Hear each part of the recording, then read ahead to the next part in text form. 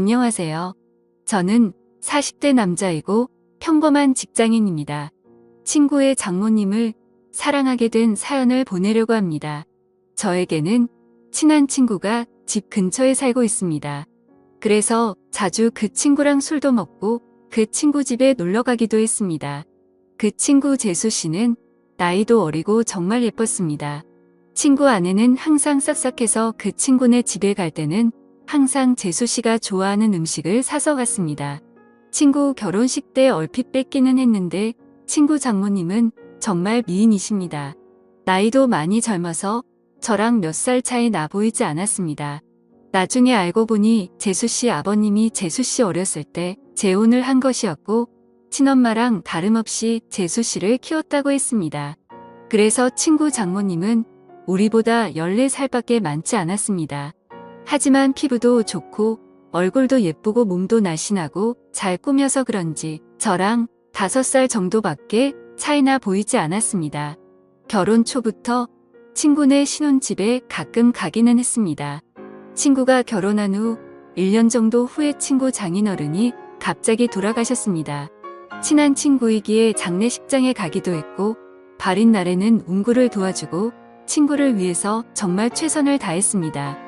장례가 끝나고 몇 주 후에 친구에게 연락이 와서 밥을 먹기로 했습니다. 장례식 때 도와준 걸 자신의 장모님이 너무 고맙게 생각해서 친구 집에서 밥 한 끼 먹자고 하셨다고 했습니다. 장소는 비록 친구 집이었지만 친구 장모님이 손수 음식을 해주셨습니다. 나이는 저보다 그렇게 많지는 않지만 그래도 오랜 기간 주부로 지내셔서 그런지 정말 음식 솜씨가 뛰어났습니다. 결혼식 때 잠깐 뵙고 장례식장에서 초췌한 모습만 봤는데 오늘 친구 장모님을 보니 정말 뛰어난 외모를 가지고 있으셨습니다.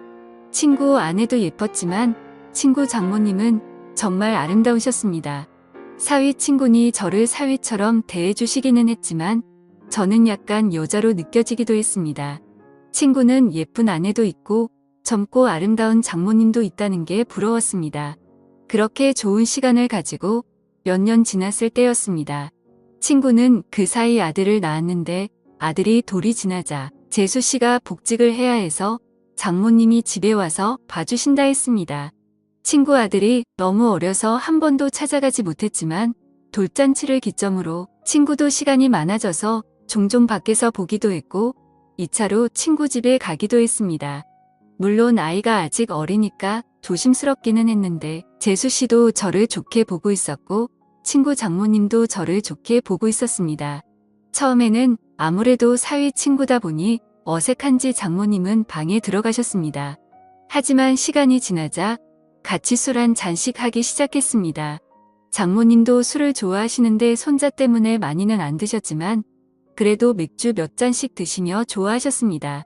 그러면서 제 결혼 생활이나 연애에 대해서도 물어보시며 혼자 사는 것에 대해 진심으로 걱정을 해주셨습니다. 어느 순간 친구를 통해서 반찬도 보내주시고 더 자주 초대해 저녁을 대접해주기도 했습니다. 그럴수록 친구 장모님이 너무나도 괜찮아 보였고 얼굴을 자주 봐서 그런지 정이 들기 시작했습니다. 여자친구와 트러블이 많고 스트레스를 받을 때 장모님은 너그럽고 인자한 성격으로 저의 스트레스를 보듬어 주셨고 그럴수록 점점 친구 장모님이 좋아지기 시작했습니다. 집이라서 편하게 입고 화장도 많이 하지 않은 얼굴이었지만 그래도 너무 예뻐 보였습니다. 여자친구 외모와는 비교가 되었습니다. 그럴수록 틈만 나면 친구에게 연락해서 친구네 집에 놀러갔고 그러다 보니 더 자주 보면서 친해지게 되었습니다. 여자친구와는 결국에는 헤어졌습니다. 돈을 써서 젊고 예쁜 여자를 만나는 것이 더 낫다는 생각이 들었습니다. 그리고 내 마음의 친구 장모님이 한번 자리 잡고 나니 여자친구가 마음에 들지 않았습니다. 친구 장모님을 따로 만날 기회가 없었고 항상 친구나 재수 씨와 함께 봤기 때문에 제 마음을 표현하기는 힘들었습니다. 어떻게 연락처를 가지고 있기는 했지만 가끔 안부식으로 몇 번 연락을 한 게 다였습니다. 그러다 어느 날 기회가 왔습니다. 친구가 아내와 아들을 데리고 며칠 해외여행을 간다고 했습니다. 장모님에게 같이 가자고 했지만 새 식구 오붓하게 다녀오라며 자신은 좀 쉬기도 하고 친구들도 만날 거라고 했습니다. 저는 그게 기회라고 생각해서 따로 친구 장모님을 만나기로 했습니다. 친구가 여행을 간다고 한 날 연락을 했습니다. 친구 여행 가서 혼자 계시느라 심심하지 않으시냐? 그동안 저에게 대접을 잘 해주셔서 한번 대접을 하고 싶다고 했습니다. 장모님은 스케줄이 좀 있다고 하셨고 스케줄 없는 날에 그런 맛있는 거 사달라고 하셨습니다. 친구 장모님이 먹고 싶다는 메뉴를 검색해서 일부러 차로 몇십 분 가야 하는 괜찮은 맛집을 알아봤습니다. 장모님도 좋다고 하셨고 제가 차를 몰아 장모님을 태우려고 친구네 집으로 갔습니다. 그동안 친구 집에서 편한 모습만 봤었는데 외출을 한다고 꾸민 장모님을 보니 정말 아름다웠습니다. 누가 보면 정말 40대인 줄 알 정도였습니다. 물론 저를 사위 친구로 생각하시고 편하게 오신 거였지만 저는 꾸민 그녀를 보자 첫 데이트 마냥 심장이 쿵쾅거렸다. 드라이브도 하고 남한강이 보이는 분위기 좋은 곳에서 맛있는 밥도 먹었습니다. 조금이라도 그녀와 더 있고 싶어서 분위기가 좋은 카페에 가서 이야기도 많이 했습니다. 장모님은 이제 손주도 다 컸고 어린이집 학원은 친구나 재수씨도 할 수 있으니 이제 슬슬 친구네와는 따로 살 생각이라고 했습니다. 친구 부부에게도 얘기를 했는데 아직은 같이 살기를 원한다며 아마 혼자 지낼 자신이 걱정돼서 그런 것 같다고 했습니다. 장모님이 친구네 집에 계속 있으면 솔직히 저에게는 전혀 기회가 없기 때문에 저는 맞장구 쳐주는 것처럼 이제 장모님도 따로 사시면서 장모님 인생을 즐기라고 말했습니다. 장모님도 저랑 얘기가 통한다며 좋아했습니다. 장모님을 발에다 주고 헤어지기가 아쉬워서 술 한잔 하자고 했습니다. 하지만 장모님은 다음날 아침부터 친구들과 스케줄이 있다며 거절하셨습니다. 며칠 안 남은 친구네 여행 기간에 시간 되실 때 있냐고 물어봤지만 간만에 혼자 있는 기간이라 스케줄을 다 잡아놨다며 친구 부부가 여행 끝나고 돌아오면 집으로 한번 와서 함께 마시자고 했습니다. 저는 너무나도 아쉬웠지만 계속 들이대면 거부감이 들까봐 그녀를 돌려보냈습니다. 집으로 들어오니 너무나도 아쉬움이 남았고 장모님을 생각하며 스스로 위로를 했습니다. 그 후로 몇 개월 친구네 집에 몇 번 갔고 친구 장모님을 보면서 애틋한 감정은 점점 부풀어 올랐습니다. 그러던 어느 날 친구네 집에 갔을 때 장모님이 보이지 않으셨고 친구는 며칠 전부터 따로 나가 사신다고 했습니다. 그 얘기를 듣고 몇 날 며칠을 고민하다가 장모님께 메시지를 보냈습니다. 나가 사신다는 얘기 들었다며 괜찮으시냐고 안부를 물어봤고 장모님은 손주가 눈앞에 아른거리지만 시간적 여유도 있고 육체적으로도 편하다고 했습니다. 이런저런 얘기를 하다가 시간 될 때 같이 식사하자고 했고 그 후로 연락을 더 주고받다가 결국 만나게 되었습니다. 몇 주 만에 만나는 그녀는 정말 아름다웠습니다. 첫 데이트 때보다 더 아름답게 입고 왔고 그 모습에 눈에서 하트가 뿅뿅하는 걸 느낄 수 있었습니다. 우리는 소고기 집에 가서 한우를 먹으며 술을 한잔했습니다. 그녀는 다음 날 스케줄이 없다며 오랜만에 술을 실컷 마시고 싶다고 했습니다. 고기질이 좋으니 술은 술술 들어갔고 장모님도 저도 술에 좀 취했습니다. 장모님은 은근히 제 마음을 알고 있다는 표현을 하면서도 자신이 나이도 있고 관계가 친구 장모님이니 그런 생각은 접으라는 식으로 말했습니다.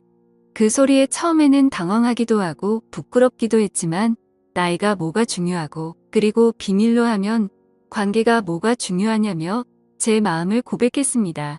어차피 이렇게 끝이 날 거면 제 마음이라도 고백해야 한다고 생각했습니다. 그녀는 제가 술이 좀 과했다며 일어서자고 했고 그렇게 그녀를 택시에 태워 돌려보내고 가슴이 너무 아파서 눈물이 났습니다. 이혼 후 정말 좋아하는 첫 여자였는데 친구 장모님이라는 이유 때문에 만날 수 없다는 생각에 가슴이 먹먹했습니다. 친구 장모님이 아니었다면 만남조차 없었을 수도 있겠지만 그렇게 몇 주간 너무 힘든 시간을 보냈습니다. 그러다 술에 취해 그녀에게 연락했습니다. 정말 좋아하고 잊으려고 노력해도 잘 안 된다고 한 번만 더 만날 수 있냐고 진심으로 고백했습니다.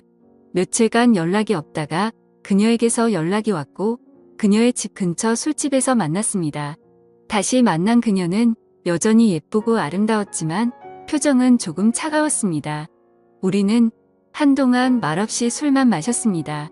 이게 마지막일지도 모른다고 생각하니 너무나도 슬펐고 저는 마지막으로 제 진심을 이야기했습니다.